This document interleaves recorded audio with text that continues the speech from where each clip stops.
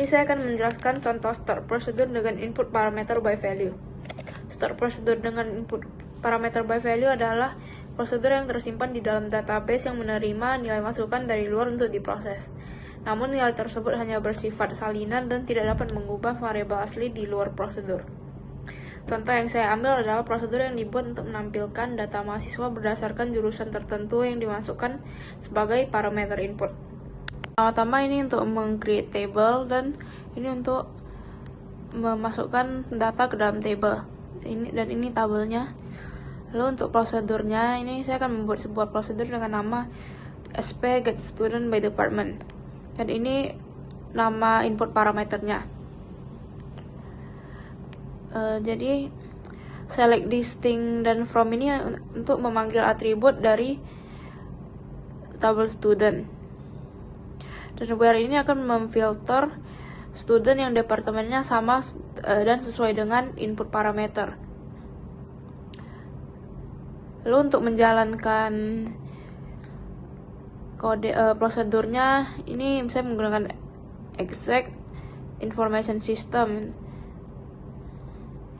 Dan ini akan menampilkan semua student yang departemennya di information systems. Halo, nama saya Felicia Wadina dengan NPM 2431202. Nah, di sini saya akan mempraktikkan mengenai penggunaan store prosedur dengan parameter by reference atau out parameter di MySQL. Jadi melalui praktik ini, saya akan menunjukkan bagaimana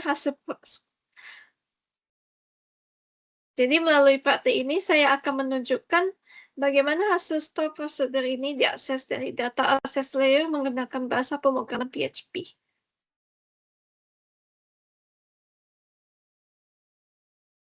Untuk langkah pertamanya, saya akan membuat database dulu beserta tabel-tabelnya. Di sini saya telah membuat database tokoh, dan saya akan gunakan database-nya.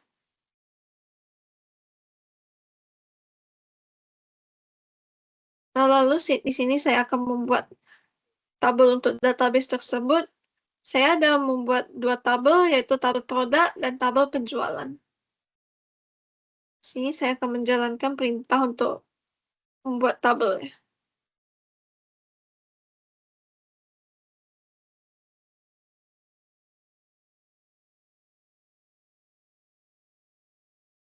Setelah tabel sudah dibuat, saya akan memasukkan contoh data ke dalam masing-masing tabel. Di sini saya akan memasukkan data untuk tabel produk, dan saya akan memasukkan data untuk tabel penjualan juga.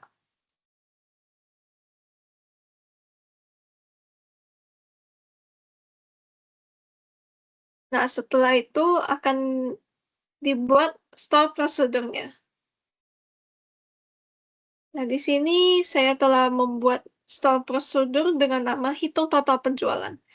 Nah, ini ada parameter in, yaitu p_id_product, dan ada parameter out-nya, yaitu p_total. Nah, di sini saya akan select dan jalankan untuk membuat prosedurnya.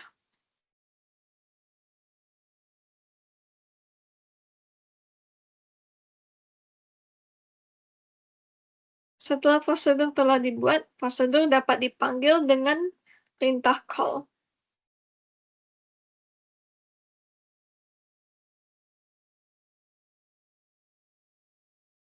Nah, prosedur ini digunakan untuk menghitung total penjualan dari produk dan akan menampilkan total penjualannya. Di sini untuk menampilkan total penjualan, gunakan perintah select.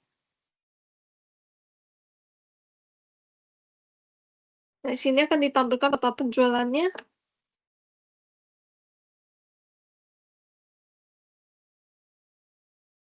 Lalu selanjutnya, saya akan menampilkan prosedur tersebut melalui data access layer menggunakan PHP. Nah, ini tujuannya agar aplikasi bisa memproses hasil dari prosedur yang ada di database. Nah, di sini saya telah membuat kode PHP-nya di VS Code. Nah, ini ada kode yang digunakan untuk menampilkan total penjualannya. Setelah kode ini dibuat, saya akan menampilkannya lewat browser. Di sini nanti akan masukkan localhost lalu file tempat di mana kode PHP-nya disimpan. Cari di Iya.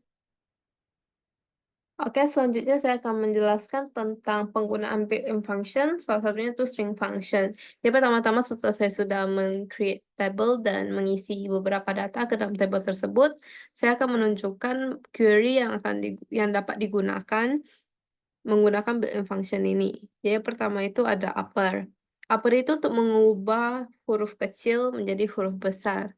Huruf kapital maksudnya. Jadi kalau upper full name, berarti full name yang ini itu semuanya akan berubah jadi huruf kapital. Nah, sedangkan len ini itu untuk menghitung jumlah karakter yang ada di dalam full name ini. Jadi kalau len full name berarti jumlah karakter yang ada di namanya. Sedangkan concat itu untuk menggabungkan eh, dua kata. Jadi sini saya ada kata sapaan dan full name yang ini di sini. Jadi akan menggabungkan kedua ini nanti menjadi contohnya hello Michelle A gitu. Nah, kita lihat contoh tabelnya nanti akan menjadi seperti ini. Jadi kan upper itu tadi kan menjadi huruf gede semua. Len itu untuk menghitung jumlah karakternya, ini ada totalnya ada 10 dan concat tadi itu untuk menggabungkan dua kata. Jadi ada hello dan namanya tadi.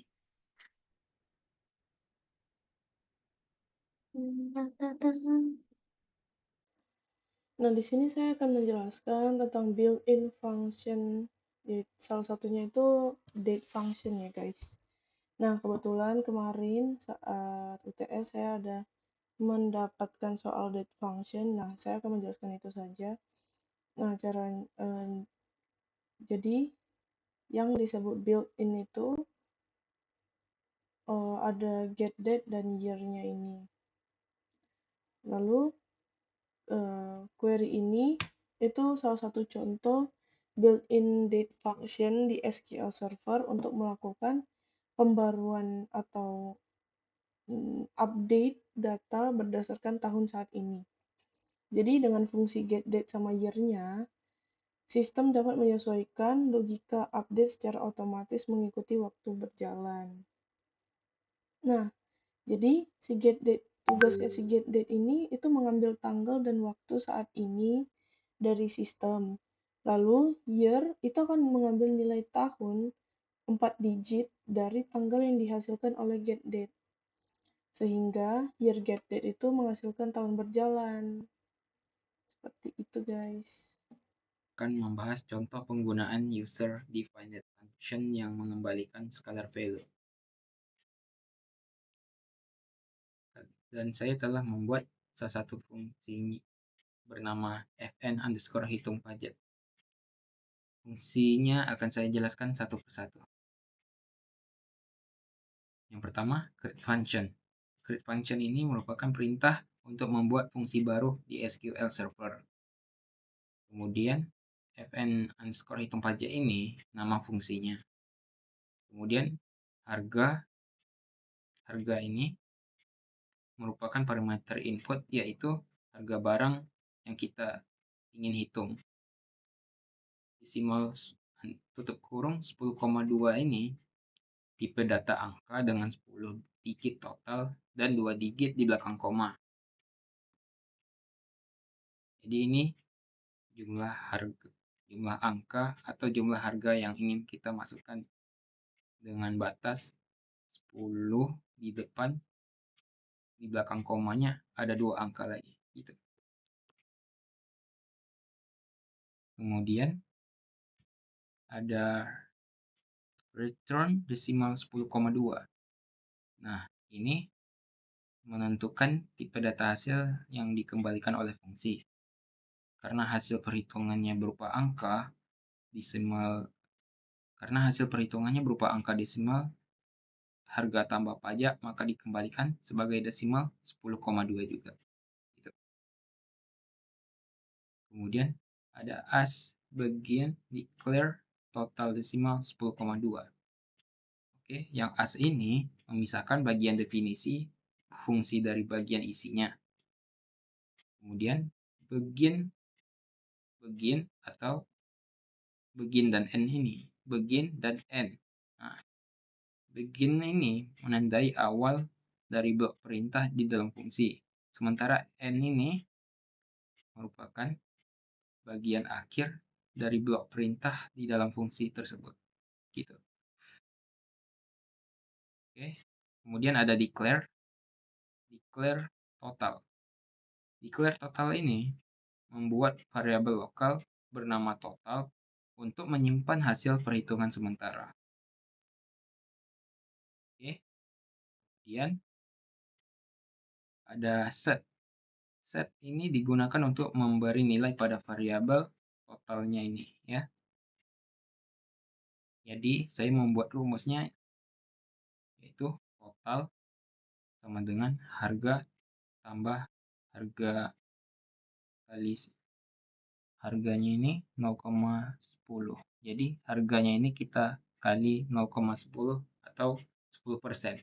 Nah, itu merupakan nanti hasilnya ya, tambah pajaknya gitu.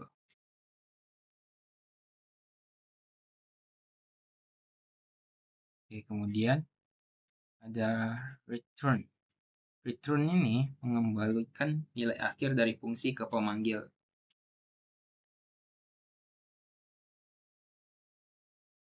Kemudian ada yang terakhir, ini go. Go ini digunakan untuk menandai akhir dari batch perintah yang kita gunakan tadi, yang kita buat tadi ya. Sekian dari saya, terima kasih.